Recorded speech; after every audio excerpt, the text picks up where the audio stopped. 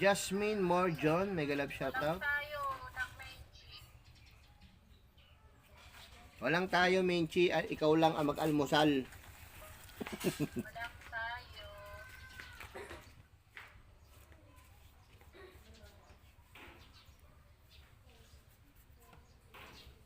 Type dyan na po kayo. Ayan, binigay ko na yung yung letter, no. Bagay, 6 na letra, Tagalog lang. Ang sabi ni paring Kakusa, hindi ka raw pag wala ito, hindi ka makabuo ng bata, no. Bakit? Hindi ko alam kasi malalim minsan yung dahilan ni paring Idol.